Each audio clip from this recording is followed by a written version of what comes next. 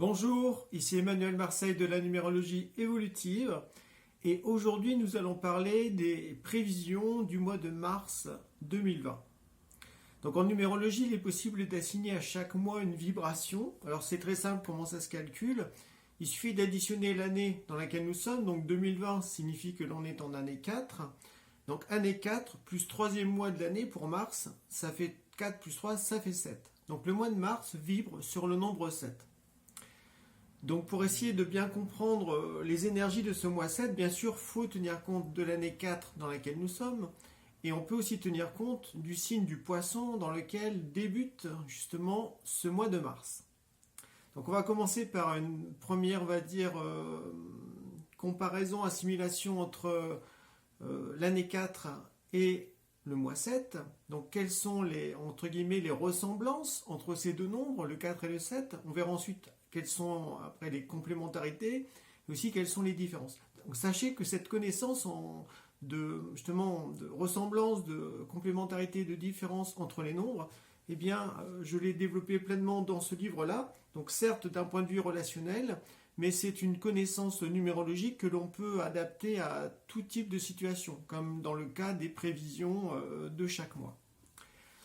Donc, qu'est-ce qui relie le 4 et le 7? Donc, il y a un aspect très sérieux, un côté ordre, carré. Le 4, ça va être plutôt relié à un cadre extérieur, donc à des lois, à un emploi du temps, à une organisation. Alors que le 7, lui, c'est plutôt une structure intérieure, quelque chose comme une discipline en quelque sorte. Donc ces deux noms montrent que ça va être un mois où il va falloir être attentif aux détails. Même si le 7, lui, privilégie la vision globale, l'année 4 dit qu'il faut quand même faire attention à tout ce qui se passe, même si c'est petit, parce que ça peut avoir de grandes conséquences. Voilà, donc il y a une sorte comme ça d'équilibre à trouver durant ce mois de mars, entre le détail, donc il ne faut pas non plus se perdre dans le détail, ne voir que ça, puis en fait oublier la globalité, mais au contraire trouver une sorte de juste équilibre pour avoir une vision globale, à la fois très précise et panoramique. Ce qui réduit le 4 et le 7, c'est aussi la notion de concentration, donc il faut aussi se donner des buts, des objectifs. Donc on va dire que c'est pas un mois, on va dire très marrant, le mois de mars, parce que le 4 et le 6 sont, voilà, c'est des gens qui ont une profondeur, donc c'est des énergies qui invitent justement à pas s'amuser, à pas se disperser dans des choses futiles, mais au contraire à persévérer justement dans certaines directions que l'on trouve justes. Et en même temps, il va falloir faire preuve de persévérance et de prudence en même temps, parce que c'est deux nombres qui peuvent entraîner des retards au niveau matériel, comme si les choses n'allaient pas aussi vite que ce que l'on souhaiterait. Donc il y a une notion comme ça d'être patient en même temps. Donc, et en même temps, voilà, c'est comme s'il fallait construire bout par bout en quelque sorte son cheminement et ne pas dévier de sa route. Une notion comme ça de vigilance en même temps durant ce mois de mars. Faut être réfléchi en quelque sorte. Voilà. Faut réfléchir avec bon sens et en même temps avec une ouverture d'esprit. Là encore, c'est comme s'il fallait associer à la fois la logique, l'objectivité, le réalisme concret, on va dire, et en même temps l'ouverture d'esprit avec le 7, l'intuition, le discernement. Donc c'est vraiment une invitation à développer sa pensée sérieusement, on va dire avec rigueur, mais en même temps c'est à la fois, c'est comme s'il fallait être cartésien et intuitif. Voilà, donc cartésien et spirituel. Donc une notion comme ça de presque de grand écart en fait entre l'année 4 qui en fait est très terrestre, très dans le corps, dans les structures, dans tout ce qui est visible, et le mois 7 qui lui est plutôt porté vers l'invisible, vers les choses subtiles et aussi vers le fond en quelque sorte, ou la sagesse universelle. Donc une notion comme ça de presque, je disais, de grand écart, parce qu'à la fois il faut être très précis, très concret, et en même temps il ne faut pas non plus se perdre dans la forme, il faut mettre du fond à cette forme. Voilà. Donc autant le 4 il dit c'est important tout ce qui est matériel, tout ce qui est manifesté, et le 7 dit ce qui est important, c'est aussi qu'est-ce qu'on insuffle dans ces formes. Voilà. Donc ça nécessite qu'il faut trouver une sorte d'équilibre entre la forme et le fond, entre le matériel et le spirituel. Voilà. Donc il y a une notion comme ça d'arriver à jongler avec, on va dire, des directions un peu paradoxales, comme si on pouvait se sentir tiraillé entre un aspect très terrestre avec le 4 et un aspect très céleste et très intérieur avec le 7. Donc ça va être un mois en fait, justement au niveau de la tension nerveuse, ça peut être assez fort justement. Mais si on arrive à trouver l'équilibre, eh bien au contraire, ça nous apporte une entièreté intérieurement. Parce qu'à la fois on peut se sentir bien incarné, et puis en même temps on est conscient de ce que l'on fait, on est conscient de ce qui se passe autour de nous. Donc il y a une lucidité, une conscience intérieure qui est présente, et on ne voit pas que uniquement les choses matérielles. Voilà, une notion comme ça d'équilibre à trouver entre, on va dire, l'invisible et le visible, entre le subtil et le concret, voilà, entre le matériel et le spirituel. Ce qui est intéressant aussi avec ces deux nombres, c'est la notion d'histoire. C'est comme s'il fallait faire référence au passé, à la sagesse du passé, donc avoir tiré des leçons, de façon à mieux appréhender le présent et puis être plus confiant vers l'avenir. Voilà. Le 4 et le 7, c'est deux nombres qui invitent aussi à aller au bout des choses et aussi après à se détacher de ce qui a été accompli. Donc une notion comme ça de... Il faut lâcher des formes, il faut peut-être lâcher des activités, lâcher des relations peut-être également, de façon à se retrouver plus, à comme se concentrer sur ce qui est vraiment essentiel dans notre vie, et de là après orienter notre énergie, notre argent, notre temps, eh bien, dans des choses essentielles, et en même temps il faut trouver le moyen de les manifester. Parce que le 4 et le 7, ça peut être deux nombres qui vont montrer que durant ce mois de mars, il y a des choses qui vont lâcher, qui vont se détacher. Donc il peut y avoir des pertes matérielles, donc c'est important de les vivre avec une certaine sérénité. Voilà. Si on est hyper attaché au matériel et qu'on ne voit que ça, s'il y a des choses qui s'écroulent, on risque de s'écrouler avec. Voilà.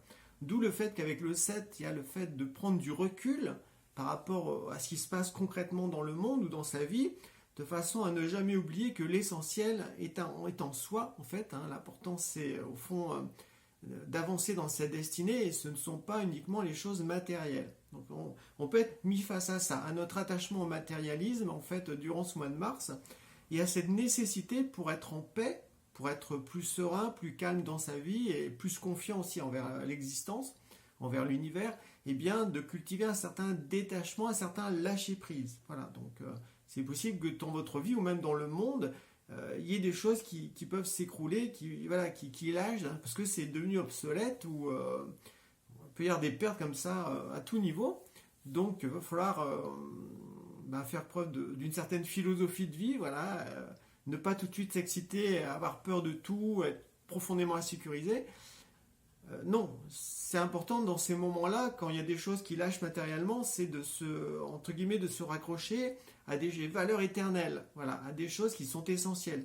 Donc ces valeurs éternelles, c'est notamment la connaissance de qui vous êtes en tant qu'esprit, voilà, la connaissance de votre destinée, le fait de se relier à un idéal qui est plus grand, plus fort que tous les biens matériels.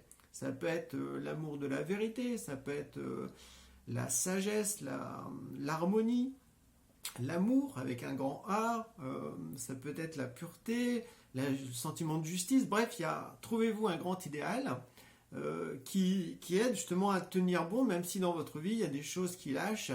En fait, dites-vous que c'est pour vous réveiller ou pour vous aider à aller vers un futur meilleur.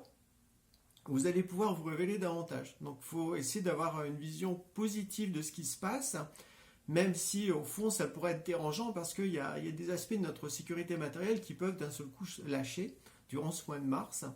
D'où le fait de...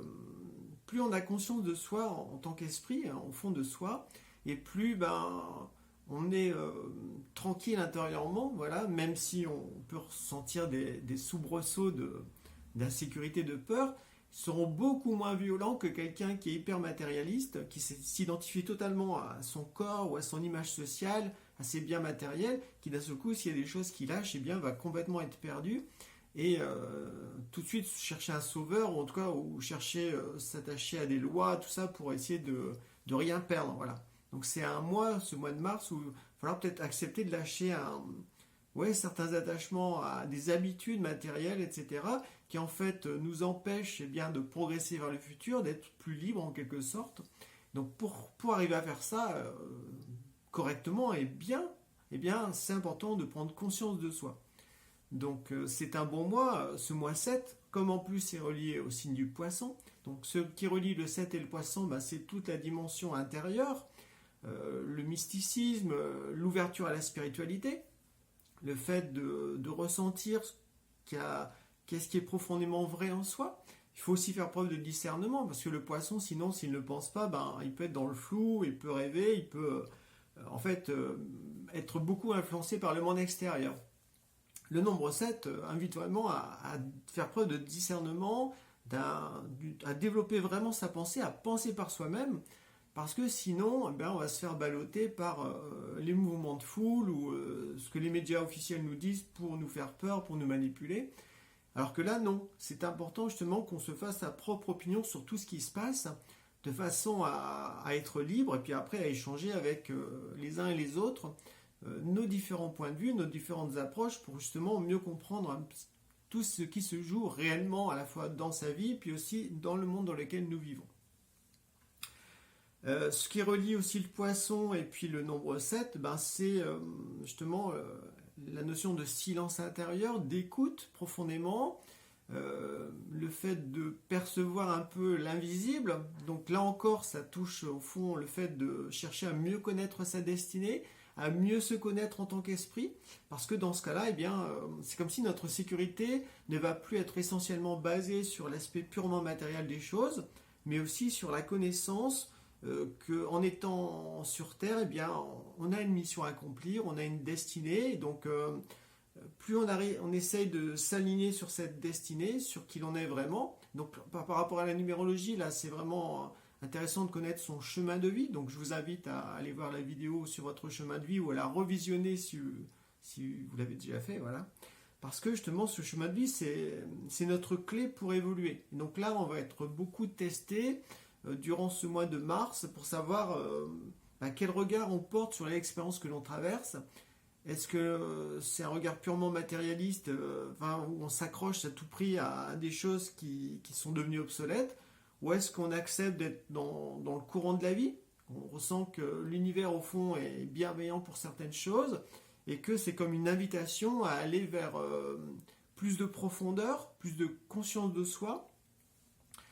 Et c'est ça qui va nous apporter un sentiment, on va dire une sécurité intérieure, quelque chose de plus serein en nous, qui fait que, voilà, on va être beaucoup moins influençable par ce qui se passe dans le monde. Voilà. C'est comme si c'est une invitation à choisir la vérité, à choisir la lumière, plutôt que le mensonge ou plutôt que le flou, les illusions. Mais par contre, ça demande un effort de pensée. Voilà. Donc là, c'est comme si avec l'année 4, c'est comme s'il fallait se discipliner pour trouver la vérité ou pour mieux comprendre ce qui se passe. Donc le 4, il est beaucoup relié aux choses concrètes. Donc le 4 et le 7, ce qui pourrait les relier, c'est le fait d'écrire en fait tout ce que l'on observe, tout ça, ou d'écrire nos ressentis. Parce que quand on sort les choses de soi, c'est comme plus conscientisé. Une notion comme ça, vraiment de mettre carte sur table, de tout noter, de faire des croquis, des dessins, enfin bref, une notion comme ça de bien s'organiser, d'avoir un journal intime, de façon à ce que, en fait, au fond, on soit beaucoup plus conscient du sens de notre vie et de ce courant dans lequel on se trouve. Est-ce que c'est un courant collectif dans lequel on baigne et puis en fait c'est pas nous qui décidons où nous allons, ou est-ce que grâce à la connaissance de soi et de sa destinée, on suit sa propre route, et en suivant sa propre route, forcément on se révèle davantage et on va apporter aux autres, dans le monde, à nos proches, etc., des solutions, une nouvelle vision de la vie, bref, des germes aussi d'espérance et de l'optimisme. Voilà, donc ça c'est vraiment un petit peu l'enjeu de tout ce qui va se passer en mars. Donc ça peut jouer sur plein de plans, au niveau de nos vies individuelles, au niveau des relations, au niveau social. C'est vraiment un très bon mois aussi pour méditer, pour se relaxer, en tout cas pour s'ouvrir, pour lire des livres spirituels. Donc profitez-en, vous serez beaucoup plus inspiré durant ce mois de mars. Voilà, bien sûr, faire attention aux livres que vous vivez, parce qu'il y en a qui peuvent encore plus vous faire déconnecter de la réalité. Donc c'est comme si aussi, durant ce mois de mars, vous pouviez vous poser la question, mais c'est quoi une véritable évolution spirituelle? Voilà. En quoi ça doit être concret? En quoi ça doit être plein de bon sens? Une notion comme ça d'avoir les pieds sur terre, c'est très très important. L'évolution spirituelle, c'est pas je cherche à fuir la Terre et puis à aller dans un monde meilleur parce que sur Terre c'est horrible. Non, non. L'évolution spirituelle occidentale, c'est on est sur Terre, on a une destinée, on a une mission à accomplir pour participer à l'évolution humaine, pour aider la Terre à aller mieux, etc. Donc c'est du concret. C'est comme si ça doit être vécu dans tous les domaines de notre vie. Un dernier point, au niveau relationnel, on va dire le 4 et le 7 ne sont pas très relationnels, sont plutôt distants. Donc il peut y avoir aussi une notion de pudeur. C'est comme si durant ce mois de mars, ça pouvait être plus difficile d'exprimer ses sentiments, d'exprimer son amour, de dévoiler ses émotions, tout ça. Une notion comme ça, d'être un peu sur la réserve, de ne pas donner une image, on va dire, fébrile de soi. Donc là encore, faut lâcher prise, faut se détendre. Et c'est pas parce qu'on exprime son amour ou ses sentiments vis-à-vis de quelqu'un que le monde va s'écrouler et que d'un seul coup cette personne elle va nous imaginer faible. Enfin bref, tout ce genre de choses qui sont un peu rigides, donc attachées aussi au passé, tout ça. Donc voilà. Mais en même temps, en nous, on peut ressentir une certaine pudeur, une certaine réserve dans le fait d'exprimer pleinement son cœur. En fait, ça va être un mois qui est beaucoup plus mental, avec le 7, et aussi, ou plutôt dans l'intériorité, ça ne veut pas dire que ça va s'extérioriser, justement. Et puis aussi dans un mois très concret, voilà, avoir les pieds sur terre, s'engager concrètement dans ses projets, accepter avec philosophie qu'il y a des choses qui lâchent, voilà. Des fois, c'est un peu comme les arbres. Hein. Quand c'est l'automne, les feuilles tombent. Il faut accepter aussi qu'il y ait des feuilles qui tombent symboliquement dans notre vie pour aller vers un meilleur, voilà, et continuer de progresser. Donc voilà ce que j'avais à vous raconter sur ce mois de mars. Donc je vous laisse réfléchir à tout ça. Et je vous dis à bientôt dans une prochaine vidéo. Bye bye.